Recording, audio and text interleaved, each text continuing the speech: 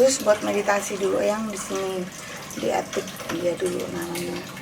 Dan tetap di sama ibu saya nggak dipakai meditasi.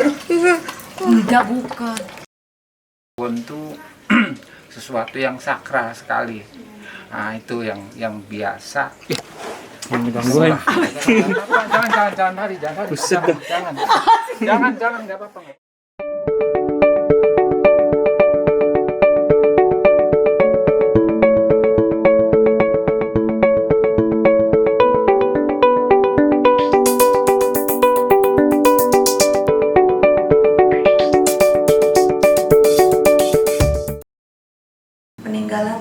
Peninggalan dari leluhur saya yang saya setiap kesini merasakan energinya. Itu tidak bisa disangka lagi karena tentu barang peninggalan leluhur saya ada sejarahnya. Kenapa sampai ada di rumah ini, sampai di tangan ibu saya khususnya. Kami menghormati peninggalan itu, dan kami juga bukan keluarga musyrik. Kami menghargai adat istiadat, kebudayaan yang diberikan oleh leluhur kami. Kami hanya wajib memelihara dan menjaga keutuhannya agar tetap menjadi kenang-kenangan bagi kami sekeluarga.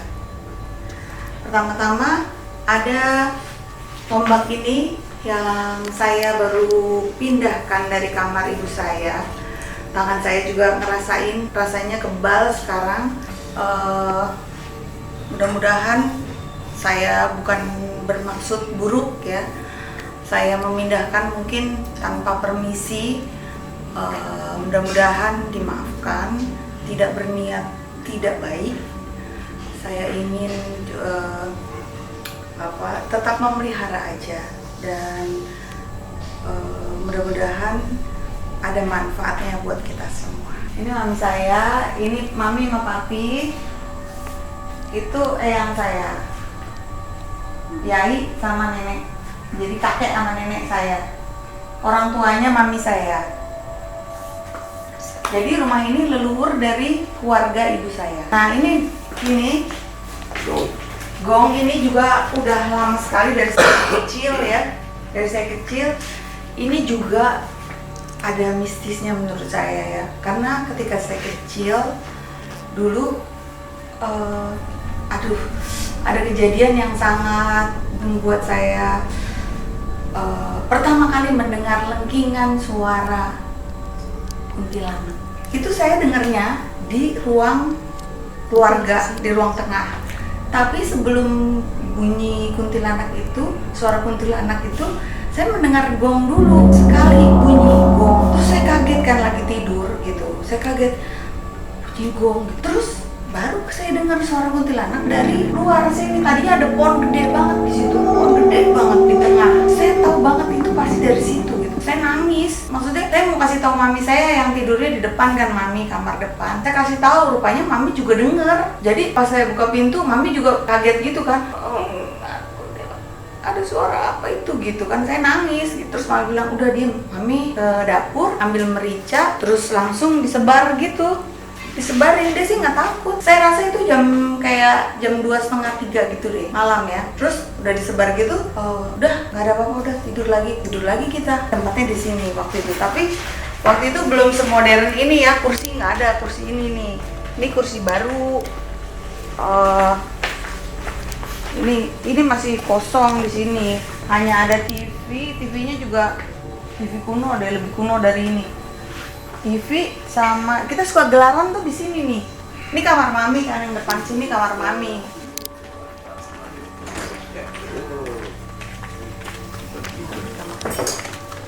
Ini kamar mami. Tapi dulu belum kayak gini ya. Tempat tidurnya masih yang besi.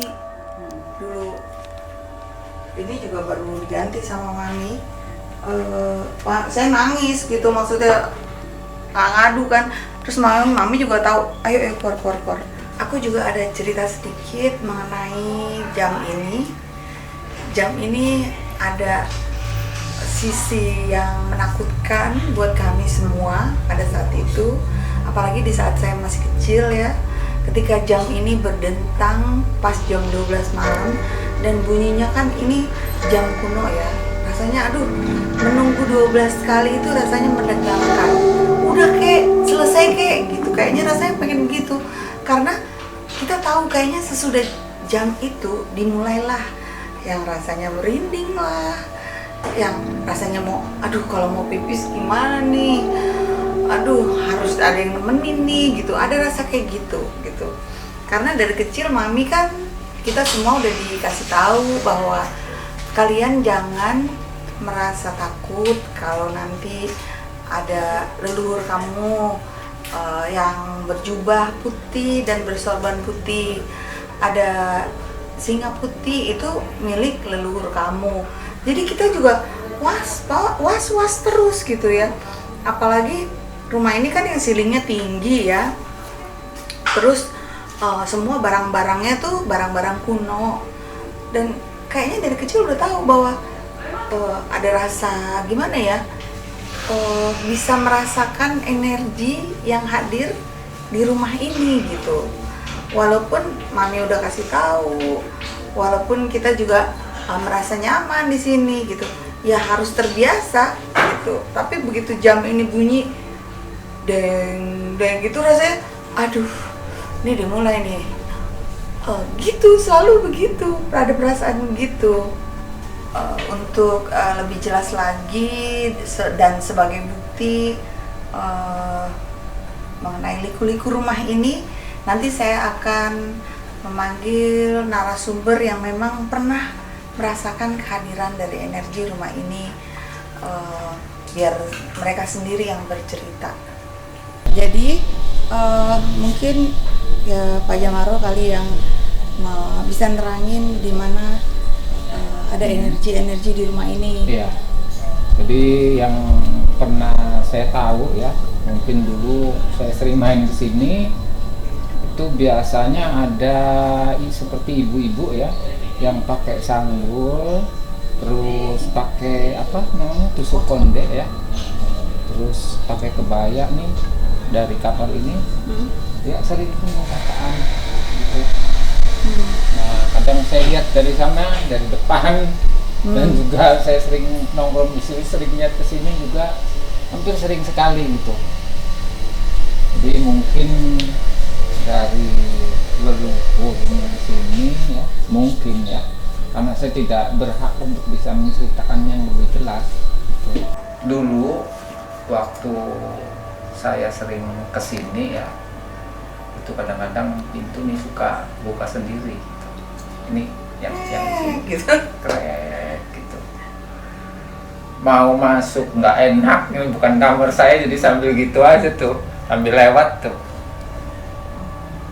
sini nih perempuannya ya berdiri ya, mungkin waktu saya lihat dia ngelirik atau enggak ya saya nggak tahu, saya juga nggak berani melihat secara langsung ya, takutnya tuh dari keluarga sini gitu yang nggak saya kenal.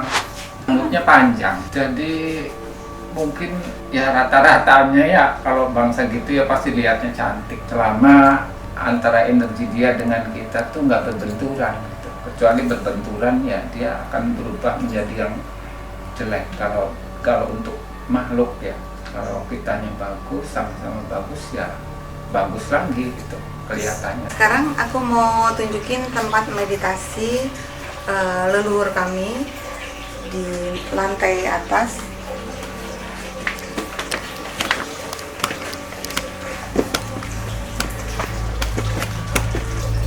Di Etik ini dulu yang saya tempat meditasinya di sini.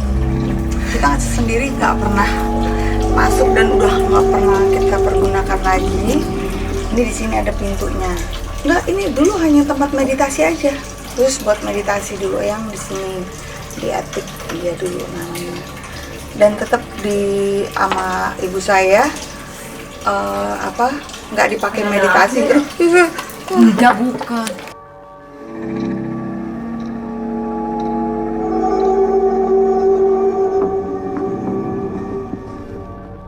Saya cerita sedikit bahwa ini adalah ruang ruang meditasi dari keluarganya Ibu Pipis. Dan supaya lebih jelas, mungkin ini kasat mata ya, ada satu energi ya di dalam sini. Itu kalau lagi mengadakan meditasi itu ada semacam cahaya yang keluar ya ke atas. Jadi sosoknya tuh dia memakai jubah warna putih, dan ini ada apa namanya ya, udeng-udeng atau belangkon ya. Itu yang saya tangkap. Dia tuh adalah isinya dari pusaka-pusaka yang ada di sini. Itu yang mungkin orang bilang apa ya, kibawuk ya. Kibawuk tuh kata orang Cirebon, mungkin bahasa ininya mungkin harimau gitu. Harimau atau kibawuk. Nah, sampai ke bawah berjubah putih ya. Ke bawah ini lengan panjang. Nah, ini ada sorban di atas. Wajahnya tuh bulat ya. Wajahnya bulat. Itu kalau kita pandang tuh ya ada kesejukan gitu dalam hati tuh.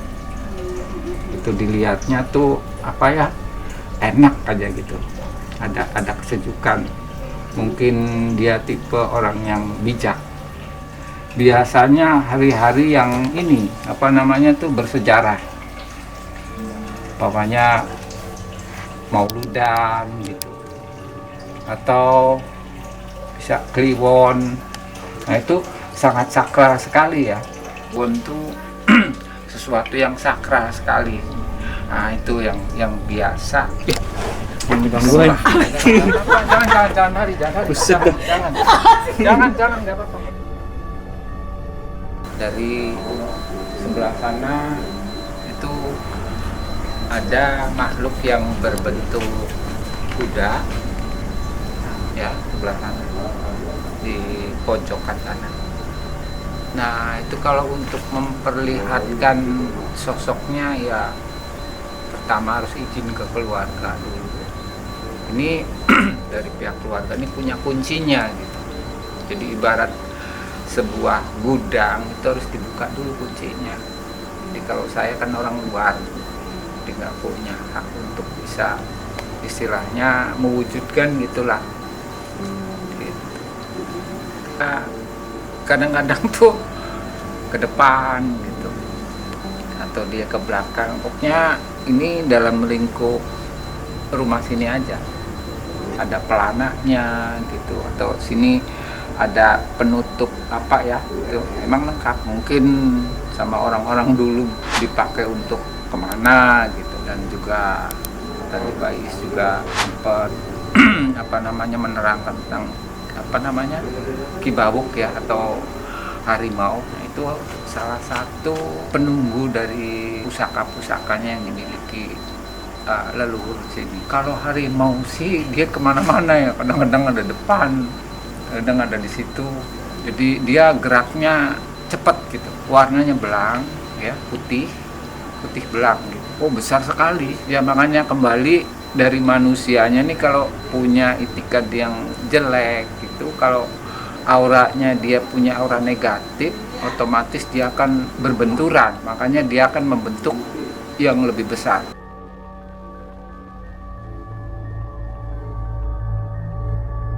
Itu tempat-tempat yang pernah saya lihat waktu itu,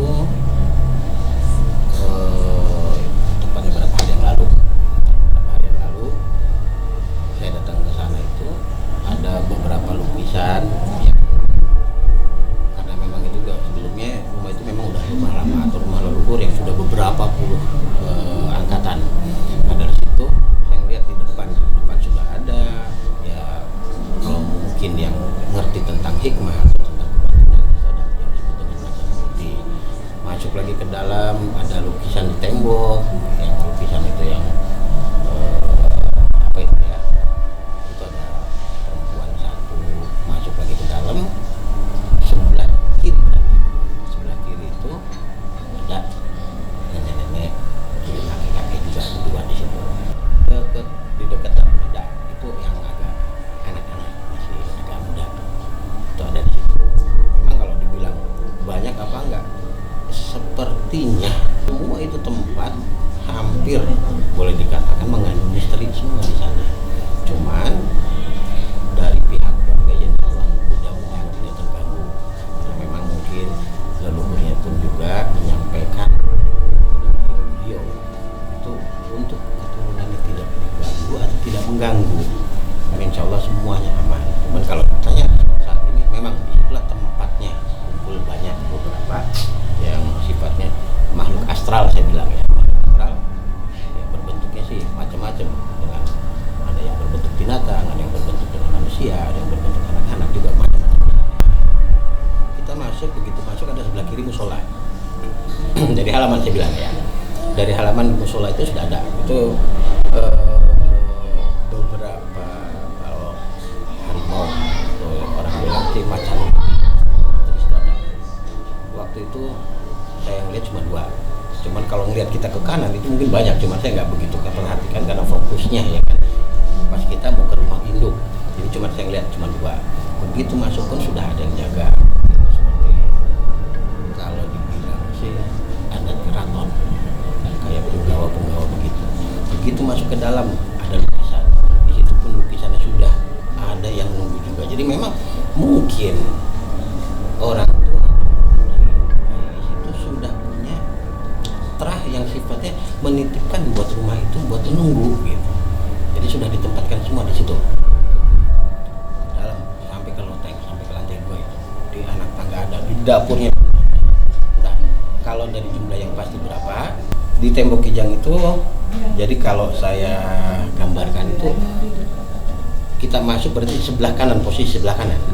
Itu maaf kata ini perempuan, agak sepuh tua.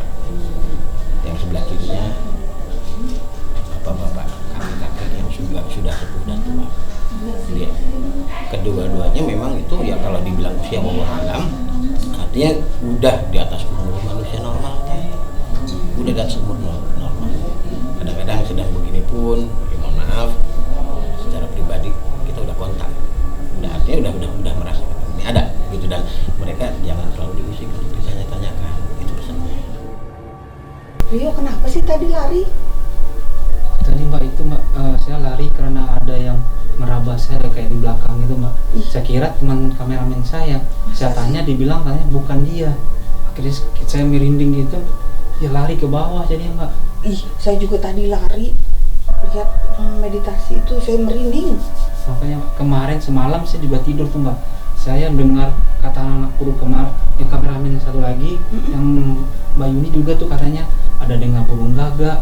Dan tuh saya di semalam itu sekitar jam 2-an saya diganggu. Saya diraba gitu, kayak baju saya kayak ditarik gitu. saya diam aja. Akhirnya saya hidupin lampu, tiba lampu mati lagi. Setelah itu saya tidur kayak ditindih gitu tidur saya. Nggak bisa napas gitu? Iya, kayak ditindih gitu. Terus saya hidupin lampu, akhirnya saya nggak tidur sampai pagi. Ya ampun.